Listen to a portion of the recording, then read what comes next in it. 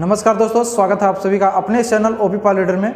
दोस्तों मैं ओम प्रकाश पाल आज आप सभी के सामने लेकर के आया हूँ इमेजिनेशन वाले सेंटेंस अर्थात काल्पनिक वाक्य। जैसा कि दोस्तों हम सभी लोग जानते हैं कि ये बातें सिर्फ और सिर्फ कल्पना में की जाती है, यानी कि ये बात हकीकत में नहीं होती है। जैसे कि काश मैं प्रधानमंत्री होता, काश वह चपरासी होता, काश हम सभी लोग हेडमास्टर होते, काश मेरे चाचा विधायक होते, काश मेरे पास साइकिल होता, काश हम लोगों के पास जहाज़ होती। तो इस टाइप के दोस्तों हम वाक्य को जब यूज करते हैं तो हम बोलते हैं इमेजिनेशन सेंटेंस अर्थात काल्पनिक वाक्य। दोस्तों इसमें जो है कि आप काश लगा करके सेंटेंस को शुरुआत करते हैं, यानी कि इसमें काश जो रहेगा इसी से हमें पता चलेगा कि हम जो है कि कल्पना कर रहे हैं। तो दोस्तों इस काश शब्द का जो इंग्लिश होता है आई विश होता है, इफ़ ऑनली होता है, ओ दैट होता है। यानी काश जब हम बोलेंगे तो काश की इंग्लिश तीन चीज़ें होगी, I wish, if only, O that. ये तीन चीज़ आपका काश का होता है। तो दोस्तों आप लोग इस वीडियो के एंड तक बने रहिए और मेरा विश्वास करिए आप लोग आज काश से जुड़ी हर एक सेंटेंस को बहुत ही आसानी से समझ जाएंगे। तो दोस्तों हमारा जो यहाँ पे पहला स्टार्ट होता है बी, डू, हैव। जैसा कि हम सभी लोग जानते हैं कि ये आपका प्राइमरी ऑक्सिलरी वर्ब होता है। तो इसी तीनों ऑक्सिलरी वर्ब से हमारे काश वाले शब्द स्टार्ट होते हैं, काश वाले सेंटेंस स्टार्ट होते हैं। तो दोस्तों यहाँ पे बी का मतलब होता है उपस्थित होना, यानी किसी भी चीज़ को प्रेजेंट कराना, यानी बी बताता है। और इस बी में चलता है आपका इज, आर, एम, वाज, वर। दोस्तों तो अब फिर जो अगला आता है डू, और डू में क्या होता है किसी भी काम का होना बताया जाता है, यानी कि जैसे नहाना, खाना, पीना, रहना, ये सभी चीज़ें होता है। और जो हैव होता है दोस्तों, हैव का मतलब कि जब कोई भी चीज़ें किसी के पास रहे तो उस पास को व्यक्त करने के लिए हम हैव का यूज करते हैं। आइए दोस्तों सबसे पहले हम लोग इस बी, डू, हैव के एक एक एग्जाम्पल देखते हैं, उसके बाद जो है कि इसको बनाने की कोशिश करेंगे। तो दोस्तों हमारा जो है कि पहला सेंटेंस आ सकता है काश मैं आपके घर पर हूँ, काश प्रधानमंत्री मेरे यहाँ होवे, काश हम सभी लोग स्कूल में रहे, काश हम सभी लोग घर पर रहे। इस टाइप से दोस्तों हमारा सेंटेंस आ सकता है। और दूसरा आता है कि होता, यानी अंत में होता आना चाहिए। जैसे कि काश मैं आपके यहाँ होता, काश प्रधानमंत्री बनारस में होते, काश हम सभी लोग विद्यालय में होते। अगला आता है हो चुका होता, काश हम सभी लोग बनारस हो चुके होते, काश आप मेरे घर हो चुके होते। इस टाइप से दोस्तों आता है। तो ये हमारा जो है कि बी का यूज होता है और इसमें काश लगा करके आप बोलेंगे।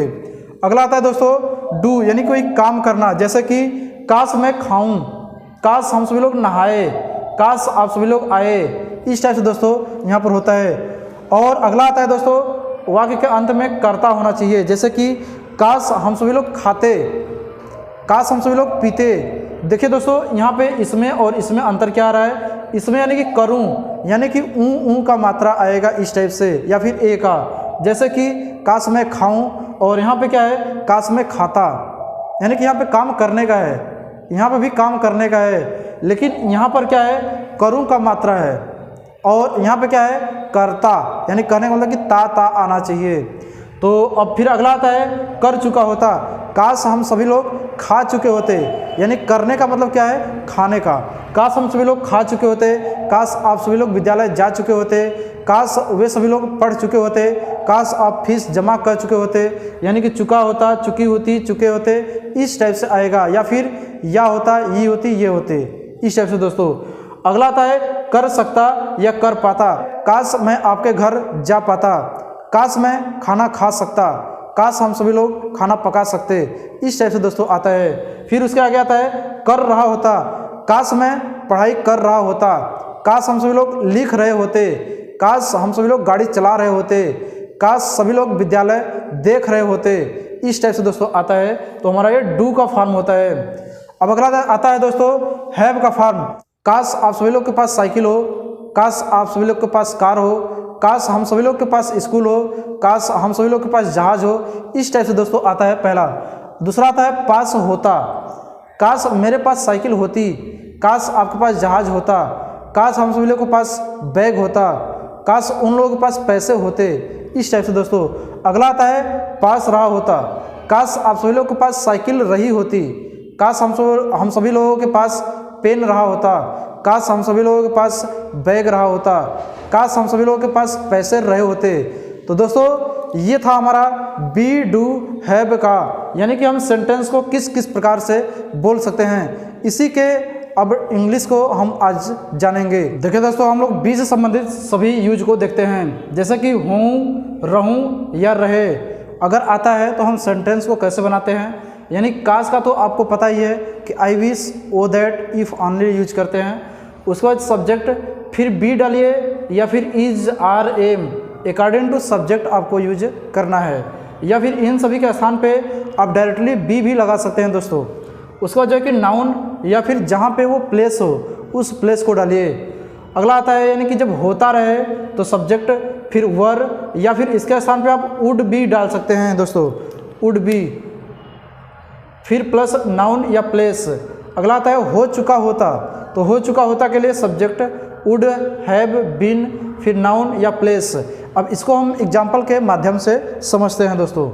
तो जैसा कि मेरा दिया है, काश मैं आपके घर पर रहूं, यानी काश मैं आपके घर पर हूँ, काश मैं आपके घर पर रहूँ, इस टाइप से दोस्तों। तो अब इसका बनेगा आई विश, ये काश का हो गया। आई, अब जो है कि ये बी, देखिए दोस्तों यहाँ पर बी या फिर आई के साथ एम भी लगता है, एम भी यूज कर सकते हैं दोस्तों। I be at your place, sorry your home रहेगा यहाँ पे, your home. I wish I be at your home, या फिर I wish I am at your home. दोस्तों दोनों का दोनों सही है आपका। अगला आता है काश हम सभी लोग पानी में होवे, यानी कि यहाँ पर पानी में उपस्थित कराना है। आई विश वी बी या फिर we are in the water दोस्तों, काश वह घर पर होता। I wish he were at home, यानी कि यहाँ पे ऐसे भी बोल सकते हैं, या फिर I wish he would be at home. देखिए दोस्तों, या तो वर यूज करिए या तो वुड। यहाँ पे जो है कि वर सभी सब्जेक्ट के साथ यूज होगा, ये नहीं है कि सिर्फ और सिर्फ प्लूरल के साथ होगा। यहाँ पे देखिए दोस्तों, यहाँ पे सिंगुलर आया है सब्जेक्ट, लेकिन वर यूज हुआ है, तो वर यहाँ पे यूज होना है। ये इमेजिनेशन का क्वालिटी है। अगला आता है काश मेरे पिताजी घर पर न होते। I wish my father were not at home, काश पीएम बनारस में होते। I wish PM would be in Banaras. अब देखिए दोस्तों, यहाँ पे हमने वुड भी यूज कर लिया, अगर वुड भी नहीं करना है तो वर भी कर सकते हैं। काश वह पागल हो चुका होता, यानी पागल हो चुका होता नाउन आ गया, तो इसका यूज करेंगे I wish he would have been, यानी वुड हैव बीन ये यूज करना पड़ेगा जब हो चुका आता आएगा। फिर उसका जो है कि मैड, काश आप खिलाड़ी हो चुके होते, यानी काश आप खिलाड़ी हो चुके होते। I wish you would have been player. इस प्रकार से दोस्तों हम यूज करते हैं। आइए हम चलते हैं, अगला देखते हैं, यानी कि जो हमारा डू का यूज होता है, तो डू से सभी फॉर्म को देखते हैं। देखिए दोस्तों, हमारा जो दूसरा वाला आता है यानी कि डू, दोस्तों जैसे कि इसमें करूं या करे अगर वाक्य के अंत में आए तो सब्जेक्ट, फिर V1 या V5 according to subject use करना है, प्लस ऑब्जेक्ट। अगर करता आता है तो सब्जेक्ट वुड V1, फिर ऑब्जेक्ट। कर चुका होता इस टाइप से आता है तो subject would have V3 object. कर सकता या कर पाता आता है तो सब्जेक्ट कुड V1 ऑब्जेक्ट। अगर कर रहा होता तो subject would be V4 object आता। अब दोस्तों हमने यहाँ पे एग्जाम्पल लिखा हुआ है, आइए इस एग्जाम्पल को एक एक करके देख लेते हैं। काश मैं खाऊं, दोस्तों इस प्रकार का है, तो यानी काश का इंग्लिश लिखेंगे आई विश या इफ ऑनली या ओ दैट।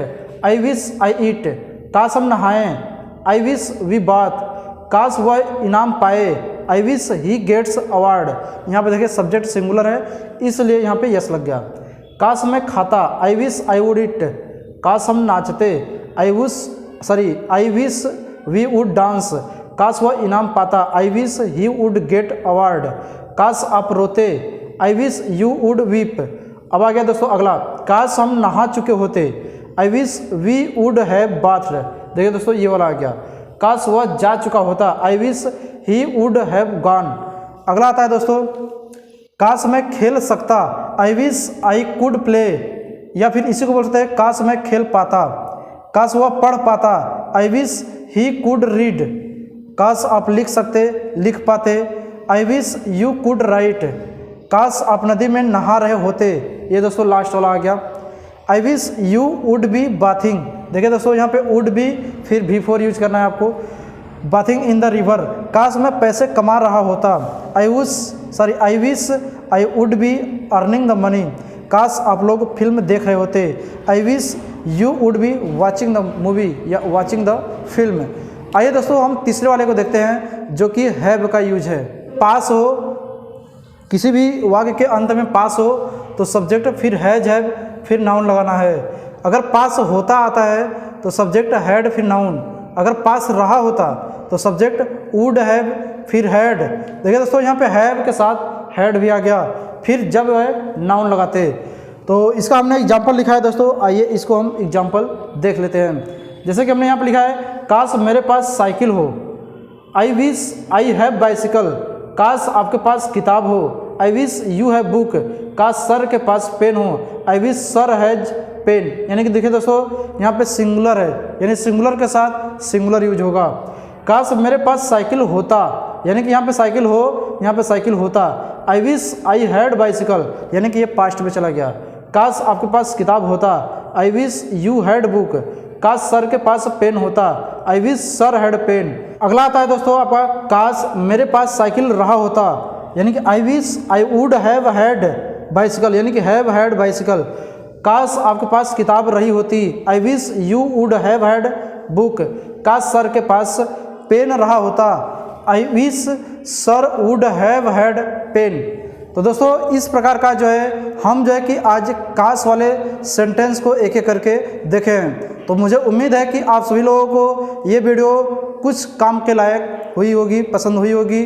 तो दोस्तों अगर वीडियो अच्छा लगा है तो मेरे चैनल को लाइक करें, सब्सक्राइब करें और आगे ज़रूरतमंद लोग को शेयर करें। फिर मिलते हैं दोस्तों अगले वीडियो में इसी प्रकार का वीडियो लेकर के। तब तक के लिए नमस्कार, धन्यवाद, जय हिंद, जय भारत।